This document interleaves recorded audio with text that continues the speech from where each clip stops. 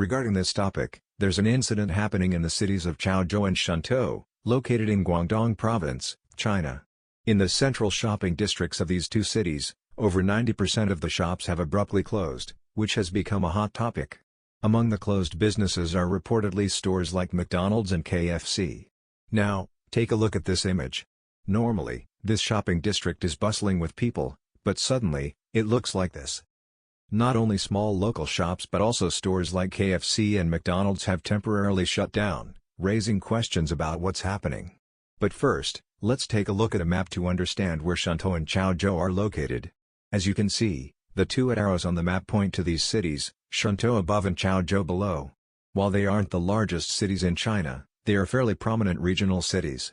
Japanese people are more familiar with areas like Shenzhen, near Hong Kong, which are home to many expatriates. Coastal regions like these are relatively affluent in China due to economic development. In these central areas of relatively prosperous regions, many shops have temporarily closed. Reports indicate that in some areas, 95% of shops are closed. The initial assumption by those following recent events in China might be that this is due to economic decline. However, this case is entirely different. The cause appears to be a message spreading information that China's State Council in Beijing plans to conduct safety inspections and field surveys of factories and shops across the country in November. This involves inspectors visiting different regions to verify compliance with safety standards. However, these inspections are not always announced in advance. Some undercover inspectors pose as regular customers and visit shops, leading to widespread unease. If safety violations or breaches of fire codes are found, factories may face production halts, and shops could be ordered to suspend operations, along with hefty fines. The fines, reportedly as much as 50,000 yuan, approximately 1 million yen in Japanese currency, pose a critical issue for small-scale businesses. To avoid such risks, shop owners in Chaozhou and Shantou have opted for temporary closures. Closing their shops shields them from inspections, and once the inspections end, they plan to resume business. Seeing this, other shop owners also decided to temporarily close, fearing that continuing operations might make them targets for fines.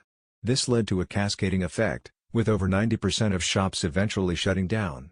Additionally, night markets and street vendors have been ordered to cease operations. Tourist spots in China often have designated areas for street vendors, but local authorities abruptly told them to stop business. This stems from fears that inspections from Beijing might uncover local authorities' negligence in enforcing laws and safety standards. Such revelations could result in local officials being penalized. Thus, to avoid this scenario, local governments have preemptively halted street vendor operations until the inspections are over. This also brings up a significant question: why would major international chains like McDonald's and KFC close temporarily? These chains are known for adhering to strict, standardized protocols ensuring safety and compliance with local laws. Even so, they opted to shut down, indicating a deeper issue. The root cause ties back to the financial strain facing the Chinese government. Data released by the Ministry of Finance in August 2024 shows that government revenues from January to July decreased by 2.6% year-on-year.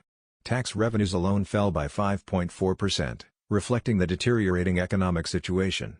Meanwhile, non-tax revenues increased by 12%. These non-tax revenues often include fines and penalties, which have seen significant growth recently. The perception is that inspections serve as a means to extract fines. Many believe that even if businesses comply with regulations, inspectors will find minor issues to impose fines. The fear that inspections are merely a tool for revenue collection has driven widespread closures. Regionally, reliance on fines varies.